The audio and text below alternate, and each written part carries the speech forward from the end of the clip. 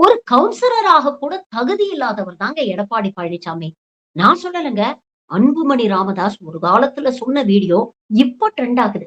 ஏன்னா, இது எல்லாத்தையும் மறந்துட்டு, தொடச்சு போட்டுட்டு, இன்னைக்கு மறுபடியும் அதிமுகவோட கூட்டணி அமைச்சு, இந்த கூட்டணிய பார்த்து திமுக பயப்படுது அப்படின்னு சொல்றாங்க பாத்தீங்களா? அதனால இந்த வீடியோ இப்ப ட்ரெண்ட் ஆயிட்டு இருக்கு. பிரச்சனை என்ன, இப்ப எடப்பாடி எடுத்துங்களேன். இவருக்கு என்னமோ உலகத்துல டொனால்டு ட்ரம்புக்கு அப்புறம் இவருக்கு தான் அச்சுறுத்தல் இருக்க மாதிரி, த்ரெட் இருக்கிற மாதிரி இவர் காமிச்சிட்டு இருக்கிறார். இவர் யார் என்ன பண்ண போறாங்க? இவர் போறாருன்னா 5000 போலீஸ் நிக்கிறாங்க, தெருவில் ரோட்ல நிக்கிறாங்க. இவருக்கு என்ன அப்படி பிரச்சனை இருக்குது? இவர் சாதாரண ஒரு பினாமி, சாதாரண ஒரு தரகர். இவர் காசு வாங்கி கொடுத்தாரு, ஜெயலலிதா காசு வாங்கி கொடுத்தாரு, சசிகலா காசு வாங்கி கொடுத்தாரு. இப்ப 2 பேருக்கும் துரோகம் பண்ணிட்டு இப்ப இருக்கிறாரு. அவர்தான் அதுதான் இவர் கவுன்சிலர் கூட லாக் இல்லாத தமிழ்நாடு முதலமைச்சரா இருக்கிறார். அதான் எங்களுக்கு எல்லாம் ஏத்துக்க முடியல. இவர் என்ன நினைச்சிட்டு இருக்காரு? இவருக்கு மக்கள் ஓட்டு போட்டு இவரை தேர்வு பண்ணிருக்கான்னு நினைச்சிட்டு இருக்காரு.